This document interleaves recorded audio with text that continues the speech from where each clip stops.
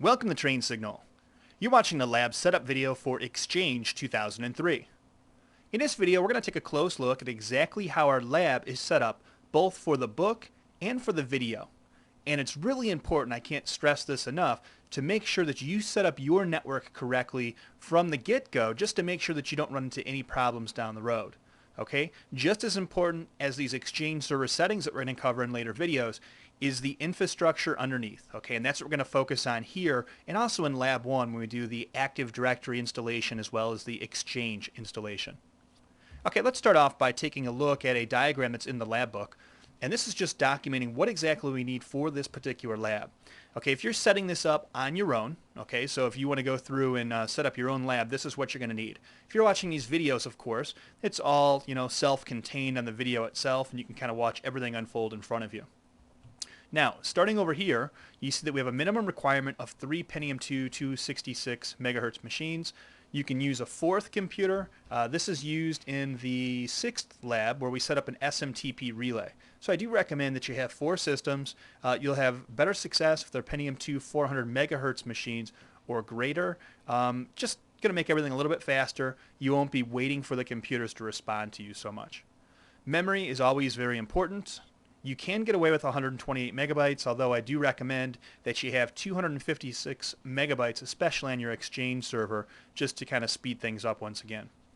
Hard drive space, normally you're going to need much more than this, especially on your Exchange server. But for this lab, we're just playing around and getting a feel for how all this works, and you can get away with 4 to 6 gigabyte hard drives. Of course, a little bit larger will help you out a little bit, so if you can get a bigger hard drive, great. Okay, network cards, 1 per computer. You will need 2 network cards for the one machine that's acting as the network address translation server. That's going to be the machine that connects us out to the internet. Okay, and that will be an important machine. You want to make sure that you have 1 computer that has 2 network cards. Networking, you need 1 switch, 3 or 4 category 5 cables, of course, to network all your computers together. Now, dedicated internet connection.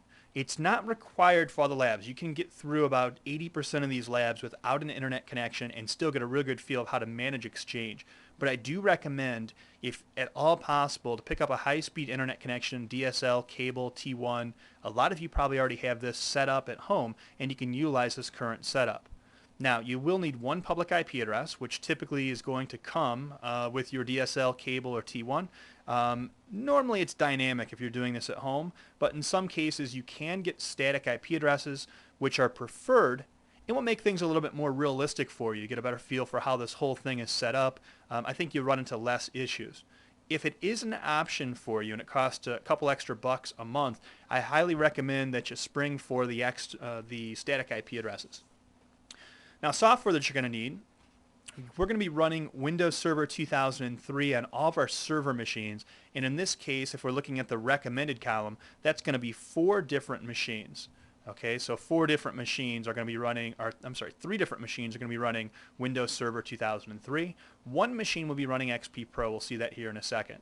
You're going to need 1 copy of Exchange Server 2003, and this could be the standard or the Enterprise Edition. You can do just about everything we do with the Standard Edition, with just maybe 1 or 2 exceptions that are very minor. Okay, if you don't have a copy of Exchange or Server 2003, these are available, trial editions, evaluation copies are available on Microsoft's website or in any of the Microsoft Press books. You can typically pick these up right now. Same thing with Outlook 2003. You can actually get a full evaluation copy of all of Office 2003, or if you just want to install Outlook 2003, that's available as well. Okay, so that gives you a feel for what you need from a computer and software perspective. Let's talk about what we're going to do right now when we set this up. Alright, so we're going to start with 3 computers. We're not going to need that 4th computer until later on in this lab, and we're going to wait to install that machine until we get to that point. Now, we're going to have computer 1, 2, and 3 is how we're going to refer to these. And these are the net BIOS names right here. These are what you're going to name these during the actual setup. Okay, computer 1 is going to be Exchange 1, 2 will be XP 1, and 3 will be NAT 1.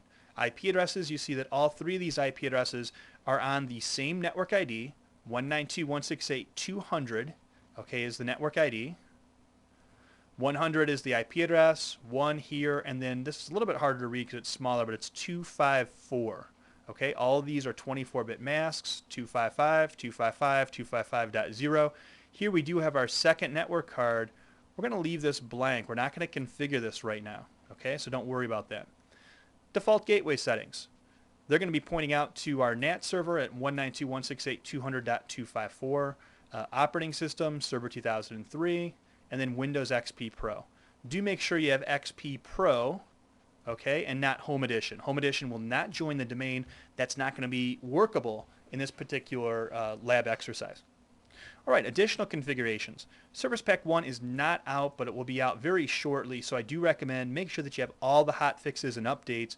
When Service Pack 1 comes out later on this year, probably the next 2 or 3 months here in 2005, you do want to make sure that you have the latest Service Pack installed. Same thing on XP. Right now we're at XP Service Pack 2. Put XP Service Pack 2, all your hot fixes, updates, get everything up to date before you start working with Exchange Server. Very important. And this is what it all looks like right now. Okay, we have 3 machines plugged into a hub or a switch. XP1, NAT1, Exchange1 with the configurations that we specified before. Keep in mind this diagram is the same one in your book, so you can refer to it here. And also in the instructor notes, we've added this diagram as well. Okay, so right now you can see right here, this is not configured. This network card is what we're referring to.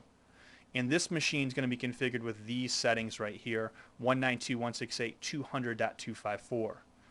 Both of these machines, XP1 and Exchange1, are going to connect through the switch, okay, to connect to NAT1 and get out to the internet once we've set this up. At this point right now, there is no internet connectivity because NAT1 has not been configured at this point. Okay, let's go take a quick look at what we've got here. We're going to connect over to each of our machines using remote desktop and show you exactly how we have these set up. And right now we're just sitting on what I call XP base. This is going to be the base system where we do the recordings from. This one is not an actual factor in this lab. So if we go back here, there's actually a fourth machine set up right now. And this machine is just really used to record the actual videos itself. Okay, so it's not XP1. We'll connect out to that machine separately. Okay, so here we're sitting on XP base. First thing we'll do is connect out to Exchange1, and we're going to do that by forming a remote desktop connection. And the IP address of Exchange1's 192.168.200.100, or you can enter in the NetBIOS name as you see I have right here, Exchange1. I click connect. We'll have to supply our password, and then we've connected right on over to Exchange1. Now there's really not a lot of configuration that's gone on this machine right now. It's not an Exchange server yet. It's not a domain controller yet. Eventually it will be. But we can take a look at a couple settings here. Let's take a look at the IP address, make sure that this matches up to what we had said before. The IP address of this machine is 192.168.200.100. That 24-bit mask, the default gateway pointing out to the NAT server, and the preferred DNS server, it's actually pointing to itself. Okay, DNS is not installed yet on this machine, but we will install DNS as part of Lab 1. Okay, so that's upcoming. So pretty straightforward here. This matches up exactly to what you see in the book or the diagram we just looked at a second ago.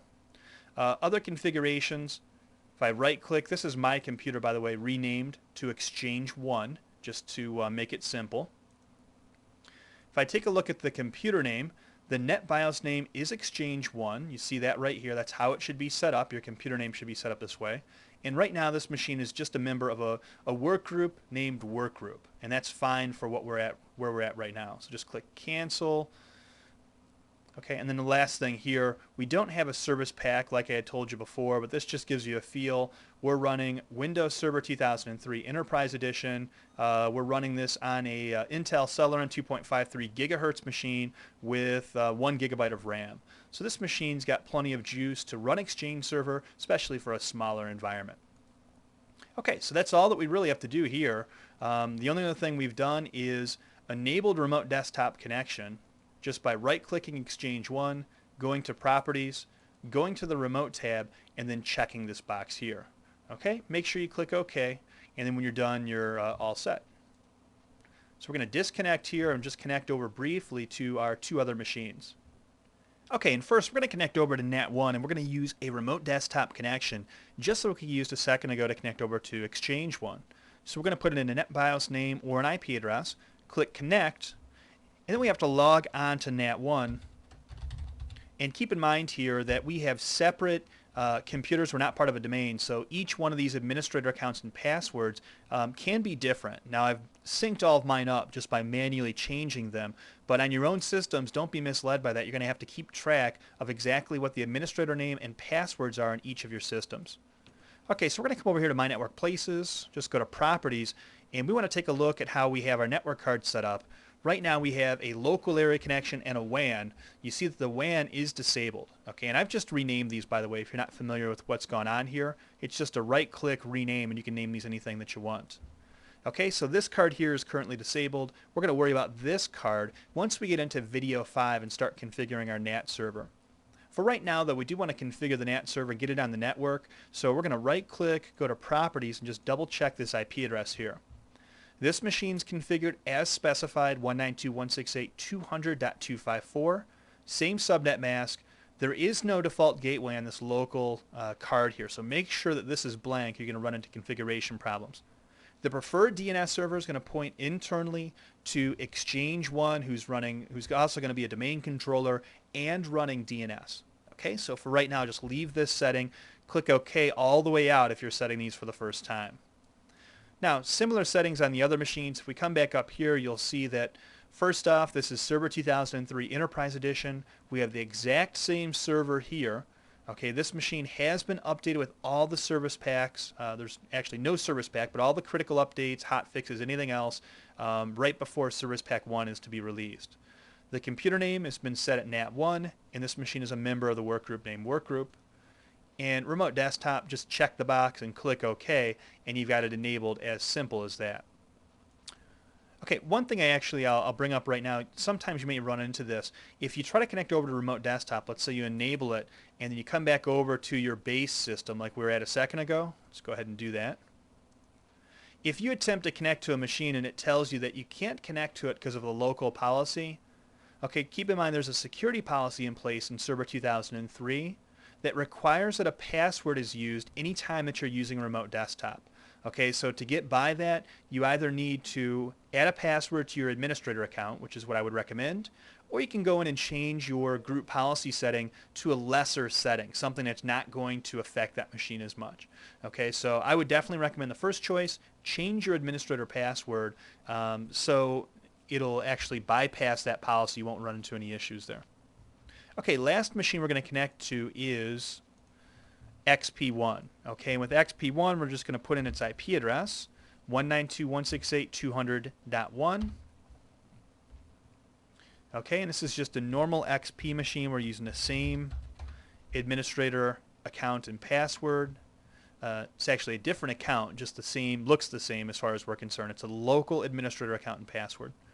Okay, and you can see this is XP1. We've changed the desktop background just to try to help out with computer differentiation. Okay, if we take a look, we're going to have very similar settings as we've seen previously. Come here to Properties.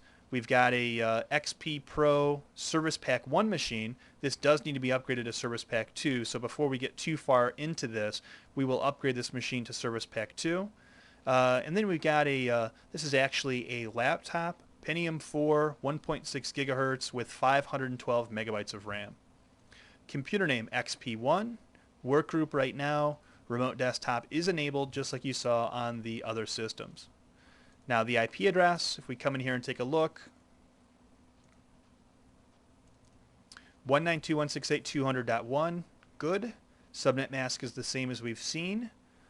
Default gateway points out to NAT1, and our preferred DNS server setting is pointing over to Exchange 1, which is going to be our DNS server. So all of these settings here look good, so no issues that we can see. Okay, and that's really all that we need to do. There's not much to the actual setup because the real setup comes in installing Active Directory and then also getting the Exchange server set up and installed correctly. Okay, that wraps up our lab setup video. We're going to see you back here real soon when we get into video 1, the details of installing Active Directory, preparing it for Exchange Server, and then installing Exchange Server 2003.